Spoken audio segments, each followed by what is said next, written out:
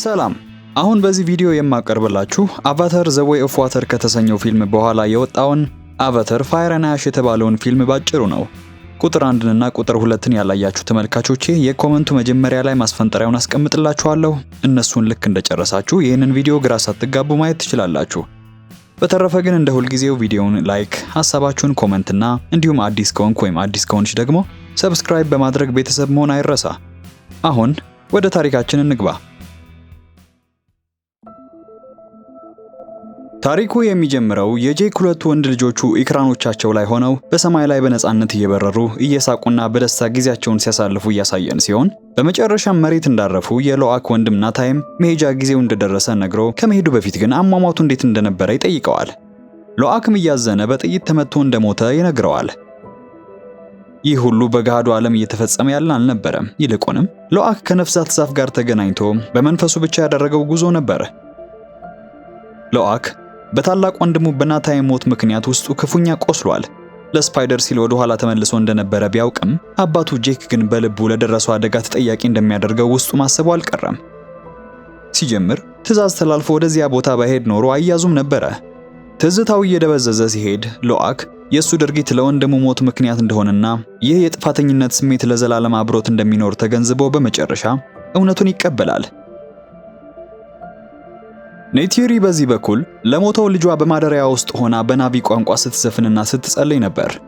በተመሳሳይ ሰዓት ሎአክ ከአባቱ ጄክ እና ትሴሪያ ጋር በመሆን መርከቧ በሰመጠችበት ቦታ ጠመንጆችንና የጦር መሳሪያዎችን አሰሳ ላይ ነበር። ሆኖም በመሃል ሎአክ የተሰበረውን የእናቱን ቀስት ከሰመጡት ቁሳቁሶች ውስጥ ያገኘዋል። ይህን ይዞ ለአባቱ ሲያሳየው ግን ጄክ ከመደሰት ይልቅ ለእናቱ ሌላ ህመም ነውና ተቆጥቶ እንዳይነግራት እንዲደብቀውም ነገረው። የሚያስፈልጋቸውን መሳሪያ ይዘው ወደ ጎሳው ሲመለሱ ያየቻቸው ሮናል የተከለከሉ የብረት መሳሪያዎችን አብራቸው በመፈለጓ ልጇ ትሴሪያን ትገስጻት ጀመረች። እነዚህ መሳሪያዎች ልቦናቸውን በክፋት እንደሚመርዙባቸው ታውቃለችና በባህላችን እኚህን መጠቀም ክልክል ነው፣ ለመጠበቅም ቢሆን ኤዋ ተጠብቀናለች ስትል ጄክን ታሳስበዋለች። ጄክ ግን ያለፈውን ጥቃት የተረፉት በተአምር በመሆኑ ሽንፈታቸውንም አሜን ብለው እንደማይቀበሉና አሁንም ተመልሰው መምጣታቸው ስለማይቀር ጠመንጃ ይዞ ለሚመጣ ጠላት ጦር ይዤ አልገጥመውም በማለት ቶኖዋሪን ሊያሳምነው ሞከረ። ቶኖዋሪም ቀበል አድርጎ አሁን የሚያስፈልጋቸው ጠመንጃ መሰብሰብ ሳይሆን ቶሩክ ማክቶነቱን ድጋሚ አንስቶ በፊት እንደታደጋቸው አሁንም ጥሪውን ተቀብሎ እንዲታደጋቸው መሆኑን ግልጽ ያደርግለታል። ጄክ ግን ከኃይለኛው አውሬ ጋር አንድ ሲሆን የሚያደርሰውን ጥፋት ድጋሚ ማየት ባለመፈለጉ ዳግመኛ የቱሩክ ማክቶ ሚናን ለመቀበል ፈቃደኛ እንዳልሆነ ነገራቸው። በዚህ ሁሉ መሃል ኮሎኔል ኳሪችና ጦረኞቹ ናቪዎቹን ለማደን የሚያደርጉትን ያላሰለሰ ጥረት ቀጥለዋል። የት እንዳለ ግልጽ የሆነ ፍንጭ ባያገኙምና አንዳንዶቹ ተስፋ ለመቁረጥ ቢያስቡም ኳሪች ግን አሁንም ቢሆን ጄክንና ቤተሰቡን ፈልጎ እስኪጨርሳቸው ድረስ መቼም እንደማያቆም ቃል ይገባላቸዋል። ሎአክ እዚህ ጋር ማናቸውም በግልጽ ባይናገሩትም ለተፈጠረው ነገር ሁሉ ጥፋተኛ አድርገው እንደሚወቅሱት እየተሰማው እንደሆነ ከጎኑ ሁሌ የማጠፋው ትሴሪያን እየነገራት ነበር። የነካው ነገር ሁሉ እየተበላሸና ጥፋቱ እየበዛ ስለመጣበት ከሐዘኑ መውጣት አልቻለም። በእጁም በሱ ምክንያት የተሰበረውን የእናቱን ቀስት ይዞ ራሱን ሲኮንን እንደቆየ ትሴሪያ ቀስቱን እንደምትጠግንለት በመግለጽ ልታረጋጋው ትሞክር ነበር። በዚህ በኩል ደግሞ ኔቴሪ ጋር የነበረው ጄክ ወደ ጦርነቱ መመለሳቸው እንደማይቀር ይገልጽላትና ለቀጣይ የሚሆናትን ልዩ ቀስት አዘጋጅቶ ይሰጣታል። ሆኖም ኔቴሪ የነቶኖዋሪን አቋም በመቀበል መሳሪያውን አልቀበለም በማለት ቀስቱን እዚሁ ፊቱ ትጥለዋለች። ጄክም ትዕግስቱ ተሟጦ በቁጣ ቀኑን ሙሉ በጸሎት ማሳለፏ እንደሚያበሳጨውና ከቤተሰቧ ጋር መሆን እንዳለባት በመግለጽ ይጮህባታል። ኔቴሪም ንግግሩን አቋርጣ በለቅሶ በታጀበው ድምጿ አባቷን ማጣቷ፣ ልጇን መቅበሯ፣ ከወገኖቿን መለየቷን አንስታ አሁን ለሷ የቀራት ብቸኛ ነገር ለአምላኳ ኤዋ ያላት ታማኝነት ብቻ እንደሆነ ገለጸችለት። ስለዚህም ኤዋ እንደምትጠብቃቸው በጽኑ ማመኗን በለቅሶ ሆና ስትገልጽለት ጄክም በረድ ብሎ እሱ አብሯት እንዳለ ይነግራትና አቅፎ ያጽናናት ጀመረ። እነሱ በሐዘን ውስጥ ሳሉ ስፓይደር፣ ሎአክና የቶኖዋሪ ልጆች ከፓያጋን ጋር ጊዜ እያሳለፉ ናታይም ምን ሆኖ እንደተለያቸው እያወጋቸው ያመሻሉ። ምሽት ላይ ተኝተው ሳሉ የስፓይደር የመተንፈሻ ጭንብል ኦክሲጅን ይጨርሳል። ሁሉም ደንግጠው በመነሳት መቀየሪያ ለመፈለግ ሲረባረቡ ኔቲሪ ግን ለነገሩ ግድ ሳይሰጣት ለብቻዋ ቆማ ትመለከት ነበር። በመጨረሻም ስፓይደርን እንዳተረፉት ጄክ የባለቤቱን ግድ የለሽነት በትዝብት ብቻ ያልፈዋል። በማግስቱ ዊንድዎከርስ የተባሉ ተጓዥ ነጋዴዎች ወደ መንደሩ ስለመጡ ሁሉም ሊቀበሏቸው ይወጣሉ። በዚህ መሃል ጄክ የጎሳውን መሪ ጠጋ ብለው ስፓይደርን ኦማቲካዮቹ ያሉበት ቦታ ያሉ ሰዎች ጋር እንዲወስድለት ጠየቀው። ከዚያም ቤተሰቡን ሰብስቦ በስፓይደር ጉዳይ እሱና ኔቲሪ የወሰኑትን ነገር ይነግሯቸዋል። የስፓይደር ኦክሲጅን እያለቀ በመሆኑ ለደህንነቱ ሲሉ ወደ ወገኖቹ ሊመልሱት ወስነዋል። ሆኖም ስፓይደር እኔ እዚህ ቤተሰብ አባል ነኝ በማለትና መለየት እንደማይፈልግ በመግለጽ እንዳይልኩት በጭንቅ ተማጸነ። ኪሪ፣ ቱክና ሎአክም በአባታቸው ውሳኔ ደስተኛ አልነበሩም። እንዲያውም ሎአክ አባቱን ቀጥ ብሎ አይኑን እያየ አንድ ወንድሙን ቀድሞ እንዳጣና ሌላ ወንድሙን ደግሞ ለማጣት ዝግጁ እንዳልሆነ በድፍረት ይነግረዋል። ሌላ አማራጭ ስላልነበረው ጄክ የተለየ እቅድ አመጣ። የስፓይደር የሚሄድ ጉዳይ እንዳለ ቢሆንም ቤተሰቡ በሙሉ ከነጋዴዎቹ ጋር አብረው ሄደው ኦማቲካዎቹ ዘንድ ጥለውት ለመመለስ እግረ መንገዳቸውም የቤተሰብ ጉዞ ለማድረግ ያስማማቸዋል። የጎሳው መሪ እነሱን ይዞ መሄዱ ለጥቃት ቢያጋልጠውም ጄክ ቶሩክ ማክቶ እንደመሆኑ መጠን ከለላ እንደሚያደርግላቸው ቃል በመግባትና በማስማማት ጉዟቸውን ይጀምራሉ። ሎአክ ምንም እንኳን ወንድሙ ክፉኛ ቢናፍቀውም በእነዚህ ሰማያዊ ከፍታዎች ላይ ሲወጣ ወንድሙ ከሱ ጋር ያለ ስለሚመስለው የአየር ላይ እንቅስቃሴዎቹን መለማመዱን ቀጥሏል። ሆኖም ጄክ አሁንም ከናታን ሞት በኋላ ከሎአክ ጋር የነበረው ግንኙነት የቀዘቀዘ ነበረ። በመንገዳቸው ላይ ሎአክ አባቱን ጠጋ ብሎ ጠመንጃ ለመያዝም ሆነ ከጎኑ ሆኖ ለመዋጋት ዝግጁ በመሆኑ እንዲያስታጥቀው ይጠይቀዋል። ነገር ግን ጄክ መገናኛ መሳሪያውን እንኳን በስርዓት መያዝ ባለመቻሉ ፈጽሞ ያንን ኃላፊነት ሊሰጠው አልፈቀደም። ሎአክም በመጥፎ ሁኔታ ስላስተናገደው አዝኖ ከፊቱ ዞር ይላል። በዚህ በኩል ሰዎቹ ጋር የኳሪች ባልደረቦች በቅርቡ የተቀረጸ ምስል እንዳገኙ እያሳወቁት ነበር።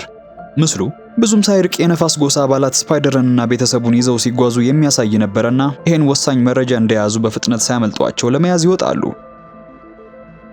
ታዲያ በዚህ ቅጽበት ነው አሽ ፒፕል ወይም ማንኳን የተባሉ ጎሳዎች በድንገት ከየት መጡ ሳይባል በሰላም እየተጓዘ የነበረውን መንገደኛ ለማስተጓጎል ብለውም ለመዝረፍ አድብተው ጥቃት የሰነዘሩባቸው። ጄክም ከሚስቱ ጋር ሆኖ እነሱን ለመመከት በሚሄድበት ወቅት ሎአክን እዚያው ቀርቶ ወንድምና እህቶቹን እንዲጠብቅ አዘዘው። ሎአክ ግን አሁንም የሚሰማ አልነበረም። ወዲያውም ጠመንጃውን ፍለጋ ቢሄድም የመገናኛ መሳሪያውን በድጋሚ ረስቶት ነበር የሄደው። ከቅጽበት አስታውሶ ለመመለስ ቢፈልግም ቦታው በሳት ተቃጥሎ መገኛውም ከጥቅም ውጭ ሆኖ ነበር የጠበቀውና እሱን ትቶ ብቃቱን ለማሳየት ባደረገው የሞኝ ሙከራ በመጨረሻ ኢክራኑን ያጣል። በዚህ ሁሉ ቫራንግ የተባለችው ጨካኟ የማንኳኖች መሪ ከላይ ሆና ሁሉንም ስትከታተል ነበር። በዚያ ትርምስ መሃል ኔቲሪን ለይታ እንዳገኘቻትም ሁለቱም በአየር ላይ ለአስጨራሽ ግብግቡን ይያያዙታል። በመጨረሻም ግን ኔቲሪ በቀስት በመመታቷ ራሷን ለመከላከል ብትሞክርም አቅም አንሷት ከኢክራኗ ከከፍታ ላይ ትወድቃለች። በዚህም ብቻውን የቀረው ጄክ ቤተሰቡ ጠፍተውት በተደጋጋሚ ጥሪ ቢያደርግም የሚመልስለት ማንም አልነበረም። ልጆቹ መገናኛቸውን ሳይዙ ኢክራናቸው ላይ ሆነው ለጥቂት ሲያመልጡ የነፋስ ጎሳ አባላት ግን እንደነሱ እድለኞች አልነበሩም። የኪሪም ኢክራን ክፉኛ ቆስሎ ስለነበረ ብዙም ሳይርቁ ወደ መሬት ወርደው ለነፍሳቸው ሲሉ ፍጡሩን ጥለውት ለመሄድ ይገደዳሉ። አሁንም ግን የስፓይደር የመተንፈሻ ጭንብል ኦክሲጅን እያለቀ በመምጣቱ ምትክ ለማግኘት የግድ ወደ ወደቀው በራሪ መርከብ መመለስ እንዳለባቸው አውቀው ጉዟቸውን ወደዚያ አደረጉ። እዚያም እንደደረሱ የማንኳኖቹ መሪ የሆነችው ቫራንግ እጅግ ዘግናኝ ድርጊት ስትፈጽም ድንገት ተመለከቷት። በእጇ ያስገባችውን አንዱን ናቪ ለዘላለም ሰላም እንዳያገኝ ወይም ወደ ኤዋ መመለስ እንዳይችል ኩሮ የተባለውን የሰውነት ክፍሉን እየቆረጠችበት ነበር። በዚህ መሃል በተደበቁበት መኖራቸው በመጋለጡ አጥቂዎቹ ልጆቹን አድነው ለመያዝ ያሳደዷቸው ጀመሩ። ሆኖም ሎአክ በያዘው ጠመንጃ አንዱን ማንኳን መሬት ላይ አስቀርቶ ሲሸሹ ቫራንግ በቦታው ደርሳ ይህንን አዲስ የጥፋት መሳሪያ አይታው አታውቅምና በግርምት ሆና ምንነቱን ስትመለከት ትቆያለች። ከዚያም ታጣቂዎቿን ልጆቹንና መሳሪያውን ይዘውላት እንዲመጡ ስላዘዘቻቸው እነ ሎአክ ለማምለጥ ያላቸው ብቸኛ አማራጭ ወደ ባህሩ ውስጥ መዝለል ነበርና ተያይዘው ወደ ውስጥ ይገባሉ። በዚህ በኩል ደግሞ የኔቲሪ ኢክራን አብራሪዋ የት እንደወደቀች ፍለጋ ላይ ነበረችና በመጨረሻም ፈልጋ ታገኛታለች።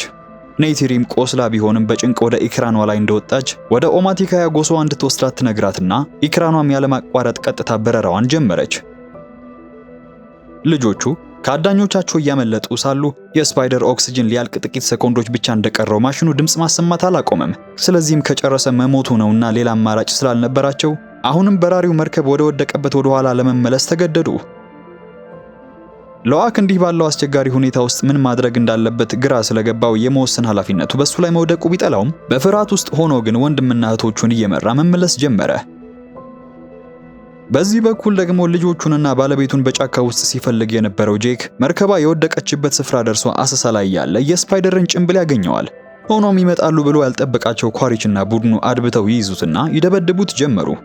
በቁጥጥር ስር አውለውም ሊወስዱት ሲዘጋጁ ጄክ ቀና ብሎ ኳሪችን እየተመለከተ ልጁ ስፓይደር ኦክሲጅኑ እያለቀበት መሆኑን ይባስም ብሎ ጥቃት ባደረሱባቸው ማንኳን ተብለው በተጠሩ አረመኔዎች እየታደኑ ሽሽት ላይ ናቸው ሲል በአስቸኳይ ሊደርሱለት እንደሚገባ ያሳውቀዋል። ምንም እንኳን ኮሎኔል ኳሪች በስንት ጉድ ሲፈልገው የነበረው ጄክን አግኝቶ መመለስ ቢችልም ስፓይደርን ለሞት ትቶት መሄድ አላስችል ብሎታልና በአስቸኳይ የሄዱበትን ፈለግ ተከትሎ እንዲወስዳቸው ያደርጋል። ስፓይደር እዚህ ጋር አየር አጥሮትና አቅሙ ሙሉ በሙሉ ተሟጦ ስለነበር ሎአክ በጀርባው አዝሎ ጥቂት ለመጓዝ ሞከረ። ሆኖም የመጨረሻ ደረጃው ላይ በመድረሱ ህልፈቱ መቃረቡ ያስፈራት ኪሪ በእጆቿ ይዛ ወደ ኤዋ ልመናዋን ጀመረች። ብቸኛው መፍትሄያቸው ማስኩን ፍለጋ መሄድ ብቻ መሆኑን የሚያምነው ሎአክ ግን ለሱ አሁን ጊዜው የጸሎት አልነበረምና ስፓይደርን ከእጆቿ ወስዶ ቅያሪው ወዳለበት ለመጓዝ ይነሳል። ያን የነበረ በለቅሶ ልመና ላይ የነበረችው ኪሪ እነዛን የኤዋን ምልክቶች ያየቻቸው። ታዲያ ለሷ እኚህ ፍጥረታት የኤዋ መልሶች ነበሩና በሞት አፋፍ ላይ የነበረው ስፓይደርን በጠቆሟት ቦታ ላይ ልክ እንዳስተኛችው ልዩ ኃይሏን ተጠቅማ ፈጠንም ብላ ከፍጥረቱ አንዱን በስፓይደር አፍ ውስጥ አስገብታ ጸሎት ማድረጓን ስትቀጥል በሚገርም ሁኔታ ስፓይደር ከቆይታ በኋላ ነቅቶ የፓንዶራን አየር ሳይቸገር መተንፈስ ጀመረ። ስፓይደር ሲነቃ ይህ እንዴት ሊሆን እንደቻለ እዚያ ከነበሩት ማንም የገባው አልነበረም። ስፓይደርም ጭምር ቢሆን የሞተና ሰማይ ያለ መስሎት የነበረ ቢሆንም ነገሩ ግን የተገላቢጦሽ መሆኑን ሲነገረው በደስታ መፈንጠዝ ጀመረ። ሆኖም ያ ደስታ ብዙም አልቆየም። በድንገት እነሱን አሰሳ ላይ የነበሩና ጩኸታቸው የሰሙ ማንኳኖች ወደዚያ የቀስት ናዳ አውርደው በቁጥጥር ስር ያውሏቸዋል። ማንኳን የተባሉ ጎሳዎች ምንም እንኳን ናቪ ቢሆኑም ከሌሎቹ የሚለዩት የኤዋን አምላክነትን የካዱ ከዛም ይልቅ እሳትን እንደ አምላክ ወደ ማምለክ ያዘነበሉ መሆናቸው ነበረ። ጥፋትና ሁከት መለያቸው የሆነው እነዚህ ማንኳኖች ሕፃናቱን በቁጥጥር ስር እንዳዋላቸው መሪያቸው የሆነችው ቫራንግ ቀርባ ሳይቸገር የፓንዶራን አየር ሲተነፍስ የተመለከተችው ስፓይደርን ትኩር ብላ ታየው ጀመረች።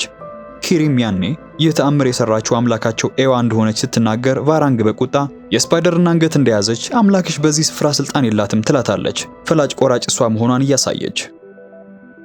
ቫራንግ በመቀጠል ፊቷን ወደ ሎአክ ታዞርና የጠመንጃውን የማጥፋት ችሎታ አስቀድማ በመመልከቷ መሳሪያውን እንደተቀበለችው እንዴት እንደሚሰራ እንዲነግራት ታዘዋለች። ልክ በዚህ ሰዓት ነበረ ኳሪችና ጄክ ወደ ቦታው የደረሱት።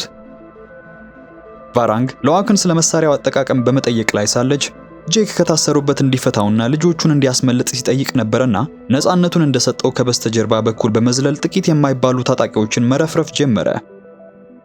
ኳሪችም በመሃል ጣልቃ በመግባት ቫራንግን በቁጥጥር ስር ያውላታል። ሆኖም ቫራንግ አዘናግታ ቁርኝት በመፍጠር ባልጠበቀው ሁኔታ መሬት ላይ እንደዘረረችው በቁጥጥር ስር አድርጋ ከመሞቱ በፊት መሳሪያውን እንዴት ልትጠቀምበት እንደምትችል ማወቅ ስለፈለገች እንዲያሳያት ታዘዋለች። እሱም አንድ በአንድ ሳይወድ በግዱ ያስተምራት ጀመረ። ቫራንግ የምትፈልገውን የጥፋት መሳሪያውንም ካገኘች በኋላ ባዕድ የሆነውን እነሱን የመሰዋት ስነ ስርዓታቸውን ለመጀመር ተዘጋጀች።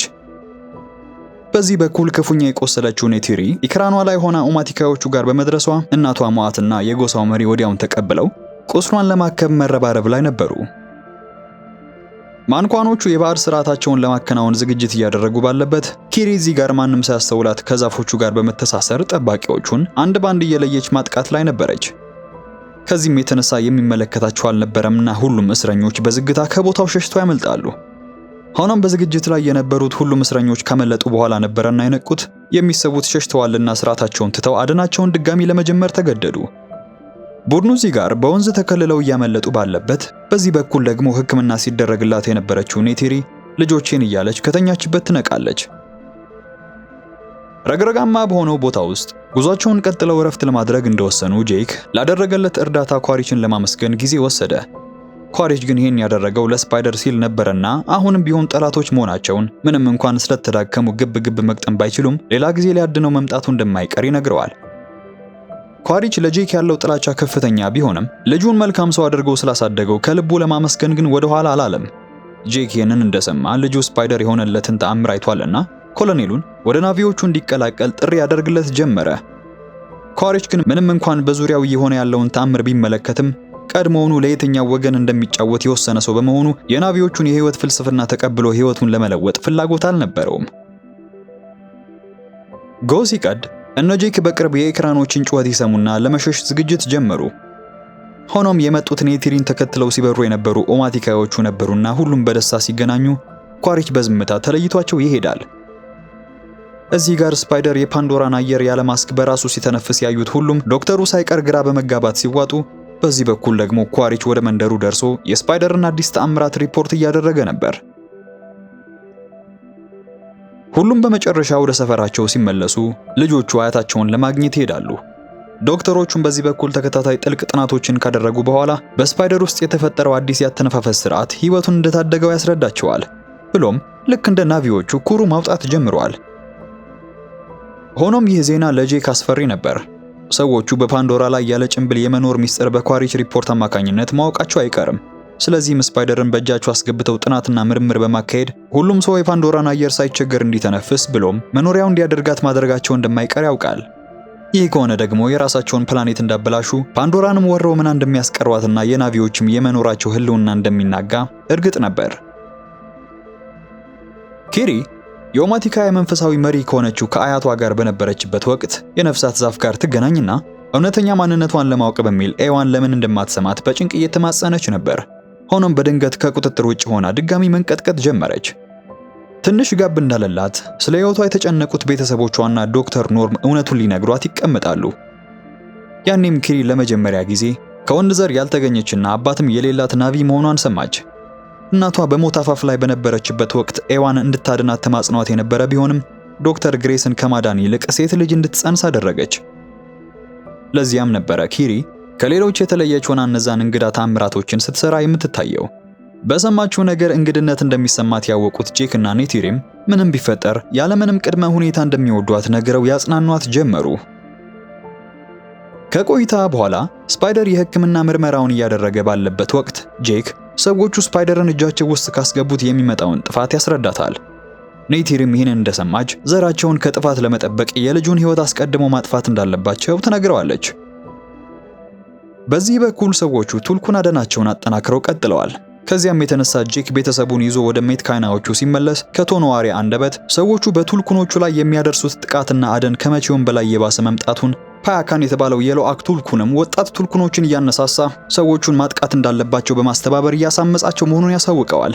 ከዚህም የተነሳ የቱልኩን ጉባኤ በፓያካን ላይ የመጨረሻ ፍርድ ለመስጠት አስቸኳይ ስብሰባ ጠርቷል ይለዋል። ይህ ሁሉ ሲሆን ቀስቷን ድጋሚ ለማስወንጨፍ የጓጓችው ኔቲሪ ሁሉ ነገሯ በማይመቻት በሮና ልጅ እየታከመች ነበር። በዚያው ምሽት እንደተባለው ቱልኩኖቹ ችሎቱን ይጀምሩና በወጣቶቹ ቱልኩኖች መካከል መጥፎና መርዛማ ሐሳቦችን እየረጨ ነው በሚል ክስ በፓያካን ላይ ያላቸውን ጥልቅ ቅሬታ ይገልጻሉ። በዚህ መሃል ይህን የማይረባ ክስ ሲሰማ የቆየው ሎአክም አባቱን ጣልቃ ገብቶ ፓያካን ያደረገላቸውን መልካም ነገር ሁሉ እንዲመሰክር ይማጸነው ጀመረ። ሆኖም ጄክ ምንም ለመናገር ፈቃደኛ አልነበረምና ውሳኔው ተወስኖ ፓያካንም ርቆ እንዲሰደድ ተወሰነበት። ሎአክ ይህን ውሳኔ እንደሰማ በተቃውሞ በቁጣ ገንፍሎ ይነሳል። ፓያካን ስለነሱ ደህንነት ሲል መዋጋቱንና እዚህ ካሉ ሰዎች ሁሉ ብርቱ መሆኑን እየጮህ በመግለጽ ውሳኔያቸውን ድጋሚ እንዲያጤኑ ተጠየቀ።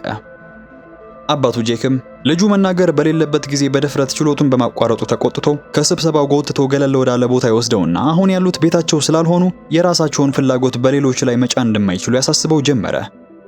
ከዚያም ይሄ ወንድሙ እንዲገደል ምክንያት የሆነውን ግድ የለሽነቱንና ብስለት ማጣቱን እንዲተው በቁጣ ይነግረዋል። ያኔ ሎአክ አባቱ ለናታይም ሞት ሁሌ ይወቅሰው እንደነበረ በመረዳቱ በእንባ እየታጠበ ጥፋቱ የሱ እንዳልነበረ ሊያስረዳው ሞከረ። ኔቲሪ ባለቤቷ ሎአክን ምን ብሎ ልቡን እንደሰበረው ሰምታለችና ምን ማድረግ እንዳለበት ግራ የገባው ጄክን ተረጋግቶ እንዲያናግረው ትጠይቀዋለች። በዚህ ሁሉ ግን ኔቲሪ አሁን ላሉበት ችግር ተጠያቂ ያደረገችው ሎአክን ሳይሆን ስፓይደርን ነበረ። ስለዚህም ከዚህ ጥላቿ የተነሳ እንደተነጋገሩት ዛሬ ነገ ሳይል እንዲጠፋ ትፈልጋለች። ጄክ እንዲህ ያለውን ጥላቻ በልቧ አዝላ መኖሯን ከቀጠለች በመጨረሻ እሷኑ እንደሚያጠፋት ቢነግራትም እሷ ግን ለሰው ልጆች ያላት ጥላቻ በውስጧ ስር በመስደዱ ልትደብቀው አልቻለችም። ጄክም ይህን ጥላቻዋን ሲሰማ እያዘነ እሱ ራሱ በአንድ ወቅት ከነሱ አንዱ እንደነበር፣ ልጆቻቸውም ቢሆኑ ድቅል በመሆናቸው የሰው ልጆችን በሚጠላው ልቧ የገዛ ቤተሰቧን እየተጠየፈቻቸው መሆኗን ሊያስታውሳት ተገደደ። ኔቲሪም ያላት እውነት መሆኑን ተገንዝባ ማንባት ስትጀምር ጄክም በዚህ የጭንቅ ሰዓት ላይ አንድ መሆን እንዳለባቸው ያውቃልና ቀረብ ብሎ ያጽናናት ጀመረ። እዚህ ጋር ሎአክ አባቱ በወንድሙ ሞት እንደሚወቅሰው ከተረዳ በኋላ አንድ ያልታሰበ አደገኛ ድርጊት ለመፈጸም የወሰነ ይመስል ጠመንጃውን እያነሳ ነበር። ነገር ግን እህቱ ኪሪ ከቴሴሪያ ጋር በመሆን በቦታው ደርሰው ለእነሱ ዋጋ ያለው መሆኑን በማስታወስ ሐሳቡን እንዲቀይር ያደርጉትና የተሰበረው ልቡንም እያባበሉ ይጠግኑለታል።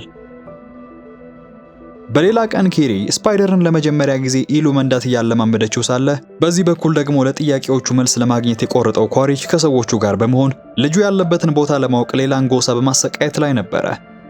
ሆኖም ማንኛቸውም ለመናገር ፈቃደኞች አልነበሩም። ስለዚህ ምን ማድረግ እንዳለበት ግራ የገባው ኮሎኔሉ ማንኳኖቹ ጋር ሄዶ የቫራንግን እርዳታ ለመጠየቅ ይወስናል። ማንኳኖቹ የሚኖሩት በፊት ጫካ በነበረ አሁን ግን በእሳት በወደመ ስፍራ ነበር። ስለዚህም ተጉዞ እዛ እንደደረሰ በታጣቂዎቹ ተይዞ ወደ ቫራንግ ይቀርባል። ቫራንግ ልክ እንዳገኘችው እንደ ልማዷ ልትገድለው ፈልጋ የነበረ ቢሆንም ኳሪች አልሞ ተኳሹን ከርቀት አስቀምጦት ነበረና የመጣው ሊነካው የደፈረ አልነበረም። ስለዚህም አመጣጦ የምትፈልገውን ስጦታ ይዞላት እንደሆነና አንድ ላይ ከሰሩ ደግሞ የተሻለ መሳሪያን ጨምሮ እንደሚያመጣላት ይነግራታል። ቫራንግ ያቀረበላትን ስጦታ እንደሰማች ወደ ድንኳኗ ትጋብዘዋለች። ወደ ውስጥም እንደገቡ ላመጣላት መልካም ሐሳብ አስማታዊ ዱቄቷን ፊቱ ላይ ነፍታ ታደነዝዘውና በዚያ በሰከረ ስሜት ውስጥ እያለ ቫራንግ እንዲህ አረመኔ ያደረጋት ያሳለፈችውን አሳዛኝ ታሪክ ትተርክለት ጀመረች። ልጅ እያለች አንድ ግዙፍ እሳተ ገሞራ ፈንድቶ መርዛማ ፈሳሽ በመርጨት መላ መኖሪያውን ወደ አመድነት ለወጠው። እሷም እንድትታደጋት ወደ ኤዋ ብትጸልይ ምንም ምላሽ አላገኘችም ነበረ። ከዚያን ቀን ጀምሮ ኤዋ ሁሉም ቻይ ያለመሆኗን ትረዳው ትለዋለች። ከቆይታ በኋላ ግን የእሳትን እውነተኛ ኃይል ማግኘቷንና እንዴት በሚገባ ልትጠቀመው እንደምትችል መረዳቷን ነገረችው። ቫራንግ ታሪኳን እንደጨረሰች ወደ ኳሪች ትጠጋና በእውነቱ ምን እንደሚፈልግ ጠየቀችው። ኮሎኔሉም ሁለቱም የሚፈልጉት በኃይልና በስልጣን የሚተካከላቸውን ፍጡር ማግኘት እንደሆነ በመግለጽ ፍላጎታቸው ተመሳሳይ መሆኑን ይነግራታል። ስለዚህም መሳሪያ ከፈለገች እንደሚያቀርብላት፣ እሱ እርዳታም ኤዋን ጨምሮ ጠላቶቿን መደምሰስና በእውነት አስፈሪ ፍጡር መሆን እንደምትችል አረጋገጠላት። እነዚህ ቃላት የቫራንግን ልብ መንካታቸውን ሲረዳ እምነቷን ለማግኘት የተለያዩ ዘመናዊ መሳሪያዎችን በማስረከብ የገባውን ቃል ሁሉ ይፈጽምላታል። በሌላ በኩል ሜትካይናዎቹ ጋር ቴሴሪያ በተፈረደበት መሰረት ፓያካን በይፋ መሰደዱን ላልሰማው ለሎአክ እያሳወቀችው ነበር። ከዚህም የተነሳ ሎአክ እሱን ፈልጎ ለማግኘት ይወስንና ርቆ ብቻውን ከመሄዱ በፊት ግን ለእናቱ አባቷ የሰጣትን ተሰብሮ የነበረውን ቀስት ጠግኖ ያስረክባታል።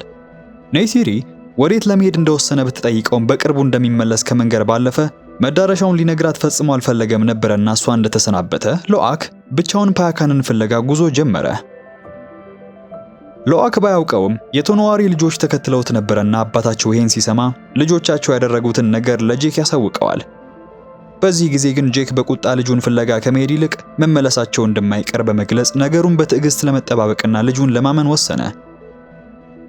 ሎአክ እዚህ ጋር አስፈሪና ማዕበል የበዛበትን ባህር በማቋረጥ ላይ ሳለ ብዙም ሳይርቅ ደግሞ ኳሪችና ቫራንግ አንድ የናቪ ጎሳ በማሰቃየት ላይ ተጠምደው ነበር። ታዲያ ኪሪና ስፓይደር ውሃ ለመቅዳት ወደ ጫካው ባቀኑበት ሳያስቡት ከማንኳኖቹ ጥቃት ይደርስባቸውና ስፓይደር ኪሪን ለማስመለጥ ሲል ወደ እሱ መርቶ እሷ እንድትሸሽ ያደርጋል። እሷን እንዳይወስዷት በተቃራኒ መንገድ ሲመራቸው እንደቆየ ግን በኳሪችና በሰዎቹ እጅ ይገባል። ሆኖም እሱን ይዘው ወደ ምርምር ጣቢያቸው ከመሄድ ይልቅ መርከቦቻቸውን አስከትለው ወደ ሜትካይናዎቹ መንደር ገስግሰው ይደርሳሉ። ጄክ መርከቦቹ ወደ መንደሩ እየተቃረቡ መሆናቸውን ሲመለከት እሱን ፈልገው መምጣታቸውን አውቋልና በፈቃዱ እጁን ከሰጠው ሜትካይናዎቹን ላይነካ ኳሪችን ቃል አስገብቶ ተማርኮ ወደ ምርምር ጣቢያው ይሄዳል። ጣቢያው ሲደርሱ ከቁጥጥር ክፍሉ የነሱ ወዳጆች መሆናቸውን የሚያሳይ መጠቆሚያ አድርገው ነበርና ማንኳኖቹ መግባት ተፈቅዶላቸው ከኮሎኔሉ ጋር በመሆን ወደ ውስጥ አመሩ። ሰራተኞቹና ወታደሮቹ ኳሪቻንን ባለጀብዱ ጄክ ሳሊን ማርኮ ይዞት ሲመጣ በማየታቸው በድንጋጤና በግርምት ተውጠው ሲመለከቱት፣ ሌላኛው ሲፈለግ የነበረው ስፓይደር ደግሞ ለጥናት ተፈልገው ተለይቶ ተወሰደ። ሎአክ ፓያካንን ፍለጋ በወጣበት ተከትለውት የሄዱት ጓደኞቹ በመጨረሻም ያገኙታል። ነገር ግን ገና ከመገናኘታቸው በቅጽበት እጅግ ጨካኝና አደገኛ የሆኑ ስኩዊዶች ጋር ፊት ለፊት ተፋጠጡ። ሁሉም ከመጡባቸው ፈጣንና ምህረት የለሽ የባህር እንስሳት ለመሸሽ የተቻላቸውን እያደረጉ ባለበት ነበረ ቱልኩኖቹ ደርሰው የታደጓቸው።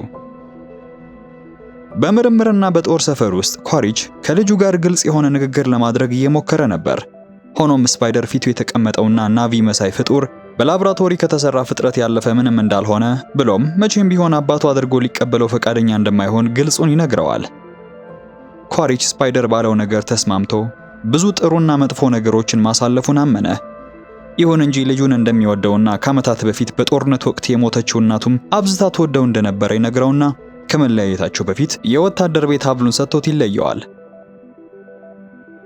በባህር ላይ ሎአክ በመጨረሻም ከፓያካን ጋር ተገናኘ። ሆኖም ፓያካን አሁን ብቻውን አልነበረም የመጣው። ይልቁንም ካለፈው የቱልኩን ጥቃት በህይወት የተረፈች ታኑክ የተባለች ቱልኩን ጋር ነበር። ታሉክ በአደን ጊዜ ከሰዎቹ ለማምለጥ ባደረገችው ጥረት አይኖቿ የታወሩ፣ ሰውነቷን በጠባሳ የተሞላች ነበረች። አዳኞቹ በዚህ በኩል በባህሩ ላይ ያሉትን ሁሉንም ቱልኩኖች በማደን የአንድ ዓመት ትርፍ በአንድ ሳምንት ውስጥ ብቻ ለመሰብሰብ ክፉ ዕቅድ እያወጡ ነበር። ሆኖም በዚያ የነበረ ኢየን የተባለ አንድ የስነ ህይወት ተመራማሪ ድርጊቱ ይቅርታ የማይደረግለት ወንጀል መሆኑን በመግለጽ ቢቃወምም ማንም ከቁብ ወስዶ ሊሰማው የወደደ አልነበረም። ጄክ በማቆያው ክፍል ውስጥ ተዘግቶበት ሳለ ኳሪች አንድ መልካም ዜና ያለውን ይዞለት መጣ። መልካም ዜናው ጄክ ጧት 12 ሰዓት ላይ ተረሽኖ እንዲገደል መወሰኑንና አሟሟቱም ክብር ባለው ሁኔታ በወታደራዊ ቡድን እንደሚፈጸም መባየኑ ነበር። ጄክ ምንም እንኳን አሁን ያለበት ሁኔታ አስቸጋሪ ቢሆንም ናቪ ከሆነ አይቀር የፓንዶራን ትክክለኛ ማንነት በተለየ አይኑ ማየት እንዲጀምር በመንገር ለመጨረሻ ጊዜ ኳሪችን ለማግባባት ሞከረ። ኳሪች ግን ልመናውን ሳይቀበል ንጋት ላይ እንገናኛለን በማለት ብቻ ጥሎት ሄደ። በዚህ በኩል ጄክ ጣልቃ እንዳትገባ አስቀድሞ የሰጣትን ማስጠንቀቂያ ችላ በማለት ባለቤቱ ኔቲሪ ፈንጂ ቀስቶቿን ታጥቃ ወደ ጦር ሰፈሩ ለመዝለቅ ወሰነች። በዚያው ቅጽበት ስፓይደር የአባቱን የወታደራዊ መታወቂያ በመጠቀም የጥበቃ ክፍሉን ሰብሮ በማምለጥ ላይ ነበረ። ኔቲሪም ጣቢያው አቅራቢያ የነበሩትን ማንኳኖችን በማስወገድ መታወቂያቸውንም ቀምታ ወደ ጦር ሰፈሩ ጥበቃዎቹን አታላ ስትገባ፣ በዚህ በኩል ደግሞ የስነ ህይወት ተመራማሪው ኢያን አደኑን ተቃውሞ ጄክን ለማስመለጥ በመወሰኑ አንድ ግዙፍ ተሽከርካሪ ይሰርቃል። ከስሩ ያመለጠው ስፓይደርም እንደወጣ እንዳይታወቅበት የመካኒክ ልብስ ለብሶ ጄክ ወደ ታሰረበት ቦታ ሰራተኞቹን አልፎ ይሄደ ነበር። ወደ ጦር ሰፈሩ መምጣቷ ያልታወቀው ኔቲሪም እዚህ ጋር የማንኳንን ሰፈር ሰብራ በመግባት ቫራንግን ድንኳኗ ውስጥ አግታ ትይዛታለች። ብትጮህ ኩሯን እንደምትቆርጠው ይዛተችም ባለቤቷን የት እንደወሰዱት እየጠየቀቻት ሳለ ለአንድ ቅጽበት ትኩረቷን ሌላ ነገር ስለሰረቀው ቫራንግ አጋጣሚውን ተጠቅማ መልሳ ማጥቃት ጀመረች።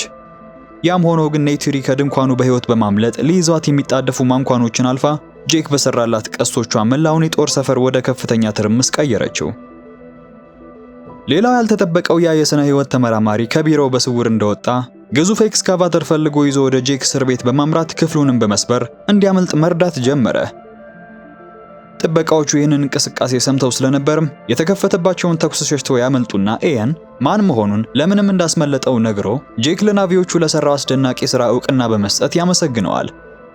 ሆኖም አሁንም ከአደጋው ቀጠና ፈጽሞ አልወጡም ነበርና መከበባቸውን ያስተዋለው ኢያን የጄክን ህይወት ለማዳን ሲል ራሱን አጋልጦ ይሮጣል። አሁንም ግን ጄክን ሊፋቱት ፈጽሞ ስላልቻሉ ለምርምራቸው እንደሚፈልጉት ከዚያም የተነሳ ሊገድሉት እንደማይችሉ የሚያውቀው ስፓይደር ከፊቱ ልክ እንደጋሻ በመሆን እሱን ከልሎ ያስመልጠዋል። ጄኔራሏ ሁለቱንም እዚያው በቆሙበት እንዲያጠፋቸው ትዕዛዝ ብትሰጥም ኳሪችና ፓርከር ግን ስፓይደርን ላለማጣት ሲሉ ሊያስቆሟት ሞከሩ። ሆኖም ቀድሞውኑ ኢላማ ውስጥ ገብተው ነበረ። እንደ ድል ሆኖ ግን ኔቲሪ በድንገት ቦታው ደርሳ አብራሪውንም መታ በመጣል ታተርፋቸዋለች። ጄክ እሷን በማየቱ እጅግ ከመደሰቱ የተነሳ የሚያደርገውና የሚጨብጠው ጠፍቶት ሶስቱም ተያይዘው ከዛ ስፍራ ያመልጣሉ። ወደ ቤት በሚመለሱበት መንገድ ላይ ጥቂት አረፍ ለማለት ይቆማሉ። ሆኖም ስፓይደር ለመናፈስ ለብቻው ገለል እንዳለ ነበረ ጄክ ኔቲሪን ገና ከጅምሩ እሷ ትክክል እንደነበረችና ስፓይደርን እንዲኖር መፍቀዱ ስህተት እንደነበረ ይነገራት። ሰዎቹ ዳግመኛ ልጁን ከያዙት መላው ፓንዶራና ናቪዎች አደጋ ላይ እንደሚወድቁ ግልጽ ነበርና ጉዳዩን ለአንዴና ለመጨረሻ ጊዜ ለመቋጨት በሚል የኔቲሪን ስለት እንድትሰጠው ጠየቃት። የሚገርመው ግን ሐሳቡን ተቃውማ እንዲቀይር የተማጸነችው እሷው የሐሳቧ ምንጭ የነበረችው ኔቲሪ ነበረች። ነፍሱን የታደገለት ስፓይደር መሆኑን እንዲያስታውስ ብትነዘንዘውም ጄክ ግን ሊሰማት ፈቃደኛ ባለመሆኑ ለሆነ ጉዳይ እንደሚፈልገው ነግሮ ይዞት ወደ ጫካው መሃል አመራ። ኔቲሪ ምን ማድረግ እንዳለባት ግራ ገብቷት በድንጋጤ ደርቃ በቆመችበት ጄክ ስፓይደርን ወደ አንድ ገለልተኛ ቦታ ወስዶ በጉልበቱ እንዲንበረከክ ቀጥም ብሎ እንዲመለከት ያዘዋል። እሱ በሕይወት እስካለ ድረስ ለሚወዳቸው ሰዎች በሙሉ ስጋት መሆኑን በዝርዝር ነግሮ ምንም እንኳን የሚፈጽመው ነገር በልቡ ስህተት መሆኑን ቢያውቅም ይቅርታ የሚለውን ቃል ብቻ በማውጣት ሊያስወግደው መዘጋጀት ጀመረ። ኔቲሪ አላስችል ብሏት ባሏን ለማስቆም መሮጥ ስትጀምር በዚህ በኩል ስለቱ ከማረፉ በፊት ስፓይደር ቀና ብሎ ጄክን ለመሆኑ በእውነት ተወደኝ ነበር ብሎ የመጨረሻ ልብ የሚሰብር ጥያቄ ጠየቀው። ጄክም አይኑን እያየ አዎ በማለት ልክ እንደ ልጁ አድርገው እንደሚወደው ይገልጽለትና ከማሰናበት ይልቅ ስለቱን ጥሎ ስፓይደርን አስጠግቶ ያቅፈዋል። ሰዎቹ እሱን ፍለጋ መምጣታቸው ባይቀርም በዚህ መንገድ ግን ስፓይደርን ለማስወገድ እንዳልፈለጉ ከኔቲሪ ጋር ከተስማሙ በኋላ ከፊታቸው ትልቅ ጦርነት እየመጣ ነውና ጄክ ቶሩክ ማክቶነቱን መልሶ ለማንሳት ያንን ታላቅ አውሬ ፍለጋ ያቀናል። ጄክ ወደ ቶሩክ ማደሪያ ሄዶ እያበረረ ወደ ቶኖዋሪ እንዳመራ በቶሩክ ማክቶነቱ ስልጣን ከሰማይ እስከ ጥልቁ ውቅያኖስ ያሉትን ጎሳዎች በሙሉ በማነሳሳት ምድራቸውን ለመታደግ ለመጨረሻ ዘመቻ እንዲነሱ ጥሪ አቀረበ።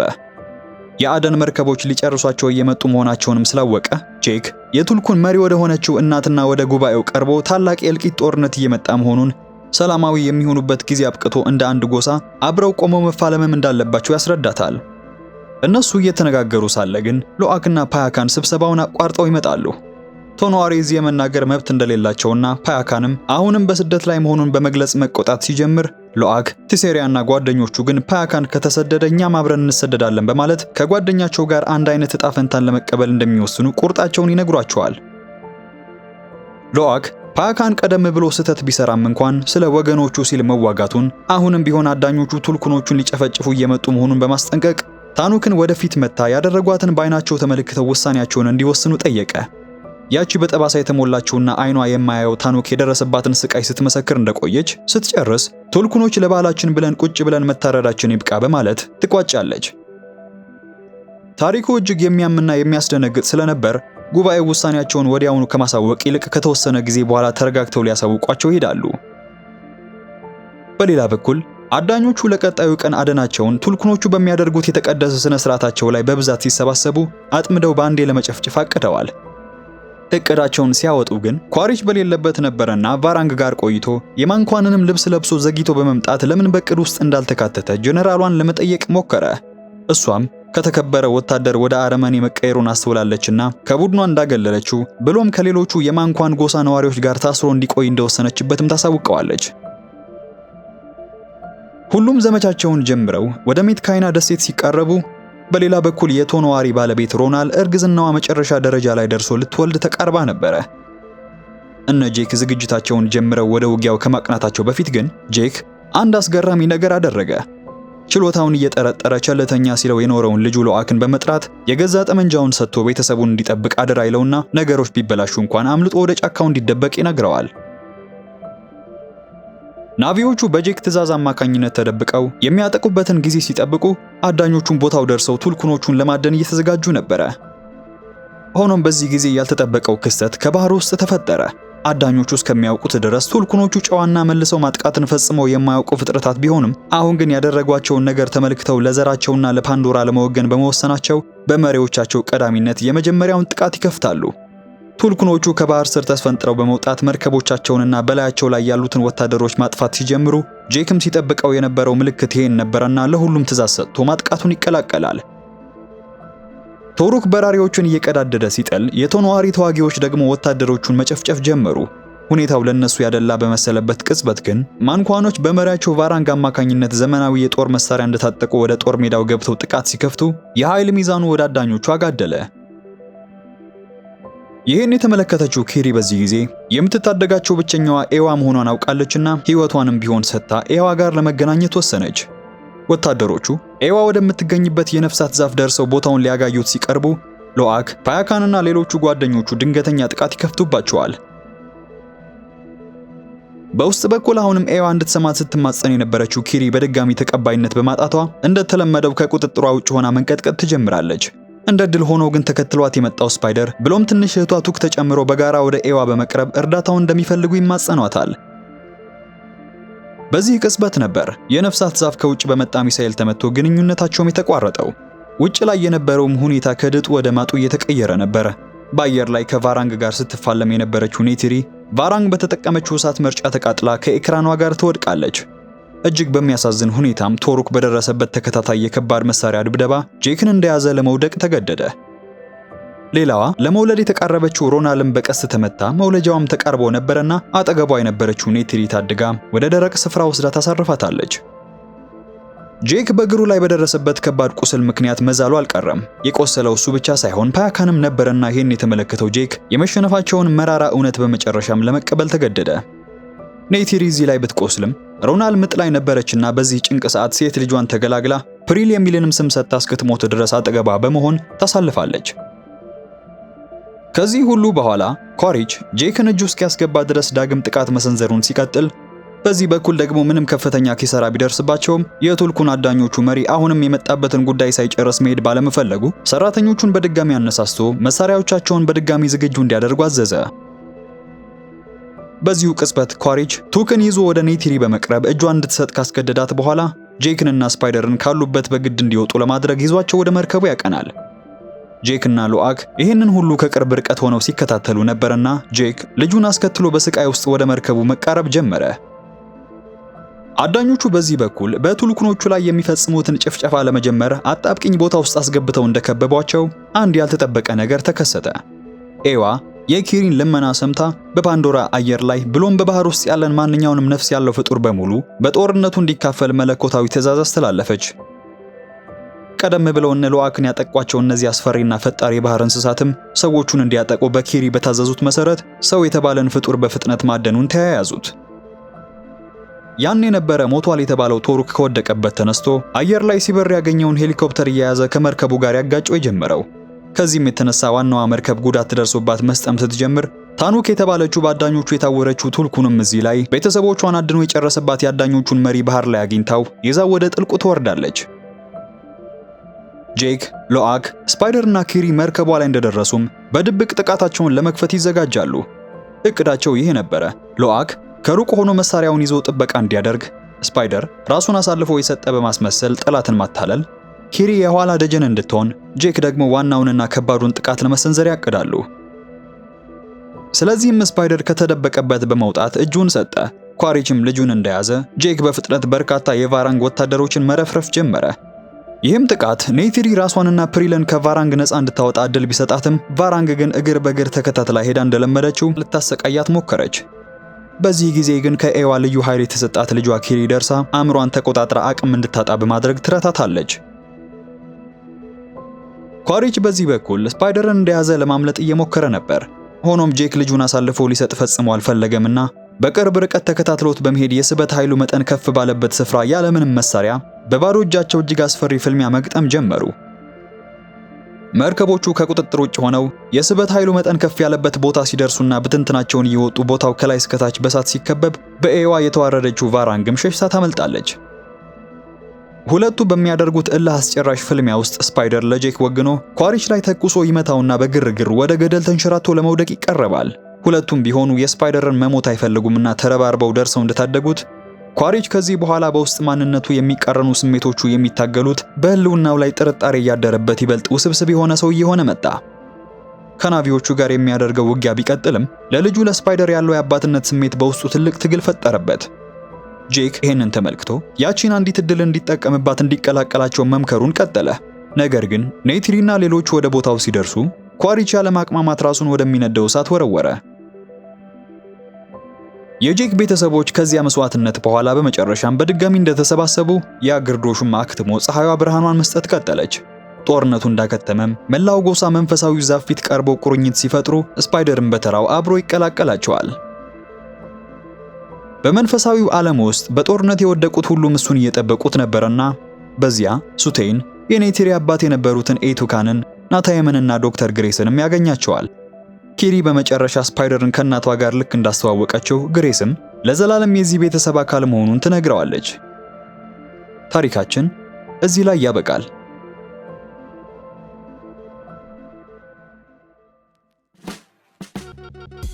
ዛሬ ያቀረብኩላችሁ አቫተር ፋየር ኤንድ አሽ የተሰኘውን ፊልም ባጭሩ ነበር። ለቻናሉ አዲስ ከሆናችሁ ይሄ አዲስና አሪፍ ፊልሞች ባጭሩ የሚቀርቡበት ቦታ ነው። ስለዚህ ላይክ እና ሰብስክራይብ በማድረግ ቤተሰብ መሆን አትርሱ።